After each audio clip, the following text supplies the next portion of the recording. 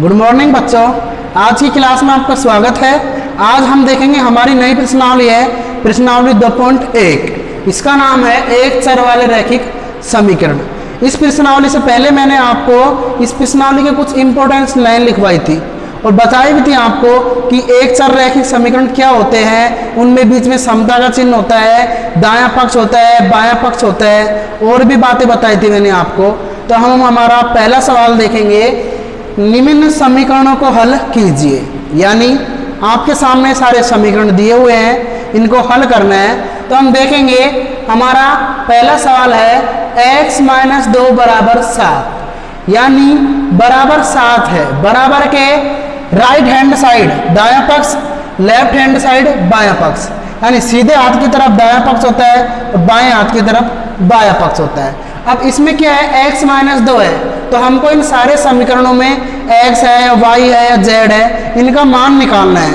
इनका मान निकालते हैं तो हम क्या करते हैं, चर को तो एक साइड करते हैं और अचर राशि को एक साइड करते हैं। इस तरीके से तो चर राशि है उसको एक साइड करके अचर राशि को एक साइड करते हैं, तो हम एक पक्ष से दूसरे पक्ष में संख्या को ले जाते हैं, उसको क्या बोलते हैं, पक्षांतरण। अभी देखेंगे हम हमारे सवाल में। पहला सवाल है हमारा x - 2 = 7। अब आप देखेंगे हमको x का मान निकालना है। x बराबर हमने लिख दिया 7। ये हमारी अचर राशि है, इसको हम इधर ले जाएंगे, दूसरे पक्ष में ले जाएंगे, उसको बोलते हैं पक्षांतरण। ऐसा करने पर प्लस की संख्या को हम दूसरे पक्ष में ले जा रहे हैं तो वो माइनस की हो जाएगी, माइनस की संख्या को दूसरे पक्ष में ले जाएंगे तो वो प्लस की हो जाएगी। इसी तरीके से अगर कोई संख्या गुणे में है उसको हम दूसरे पक्ष में ले जाएंगे तो वो भाग में हो जाएगी। तो हम देखेंगे यहाँ पर हमारा है x - 2 = 7। ये माइनस के 2 हम इधर की साइड लाएंगे, तो माइनस के 2 इधर की साइड लाएंगे तो किसके हो जाएंगे, प्लस के।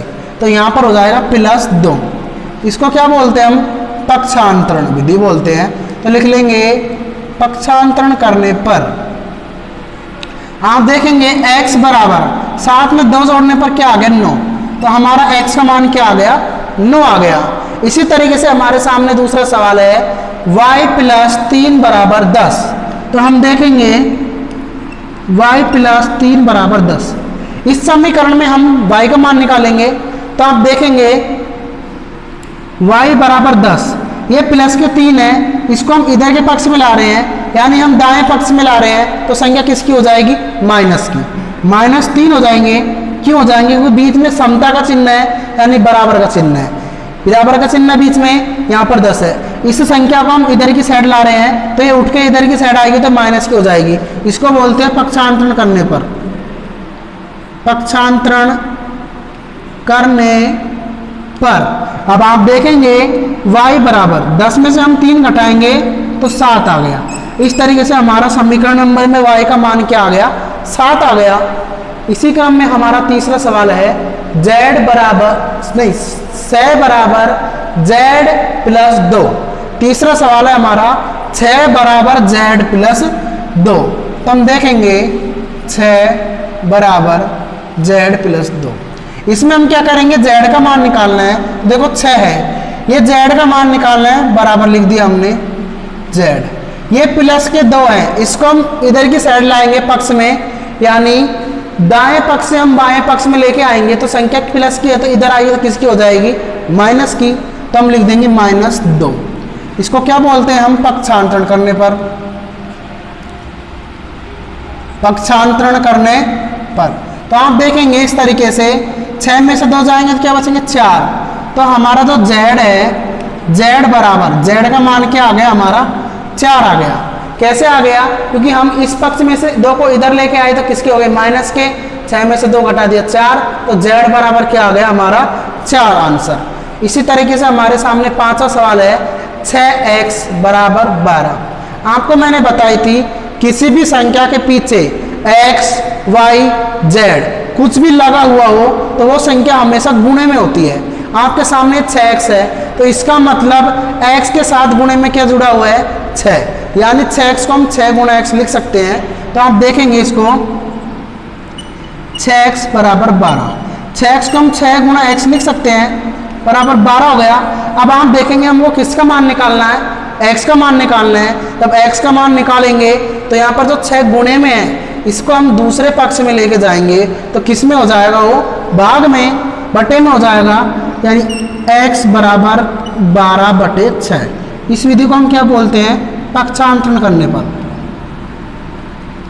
पक्षांतरण करने पर आप देखेंगे हम 6 का भाग 12 में देंगे, x बराबर हमारा 6 दूनी 12, यानी x का मान क्या आ गया हमारा 2 आ गया।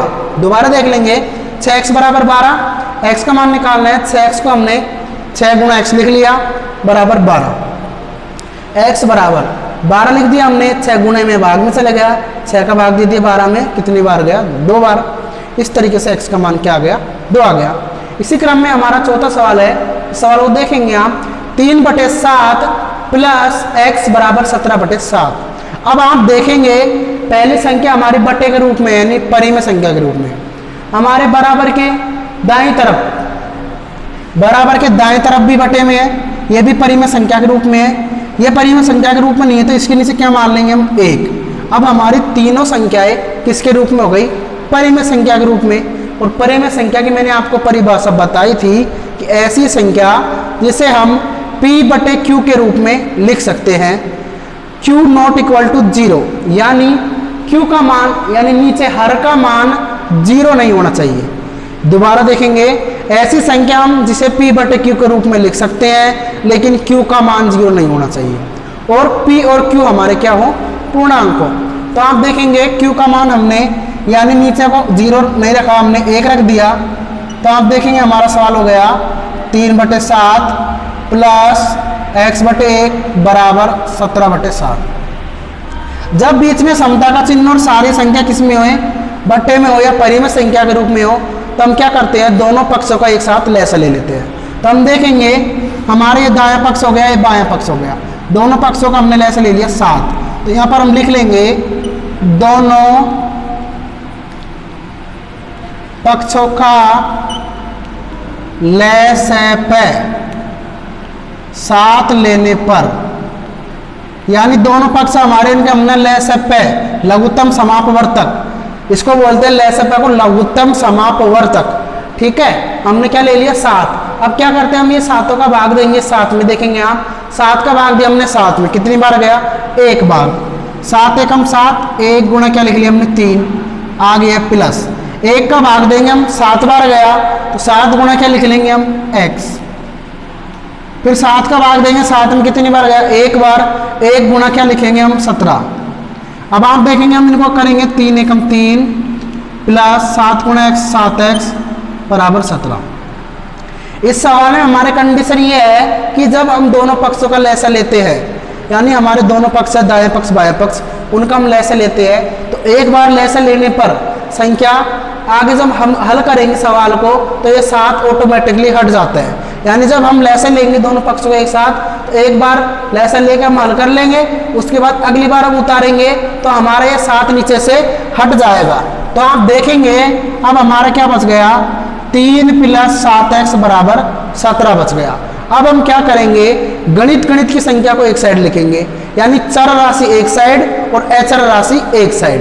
तो देखेंगे आप यहाँ 7x बराबर 17, ये हमारे 3 है, इसको हम दाएं पक्ष में लेके जाएंगे, सीधे हाथ की तरफ है दाएं पक्ष, तो 3 का प्लस है, यानी प्लस के 3 है, इसको हम 17 के इधर की साइड लेके जाएंगे, यानी दाएं पक्ष में लेके जाएंगे तो किसके हो जाएंगे, माइनस के।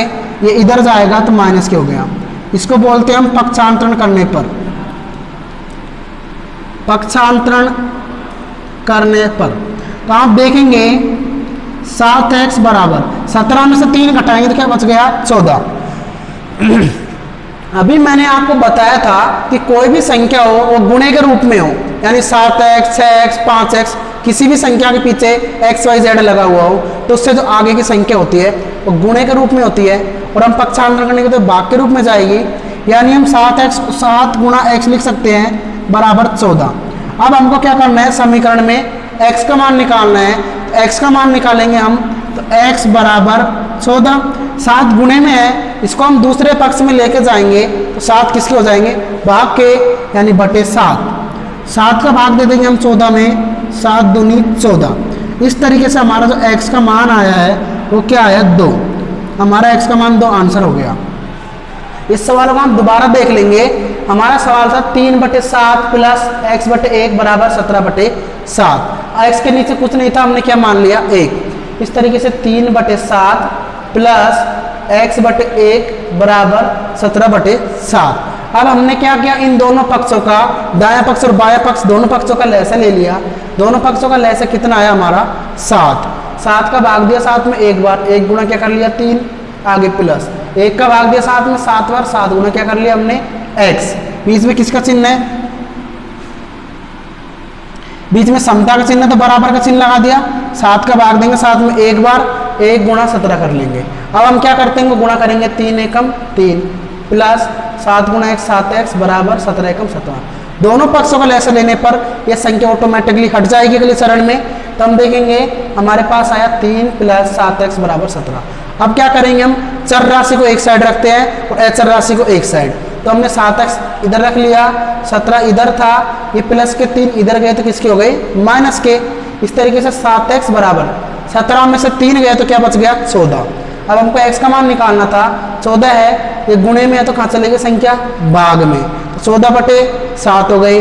x बराबर 7 का भाग दिया हमने 14 में, 7 दूनी 14, तो हमारा x का मान आ गया 2।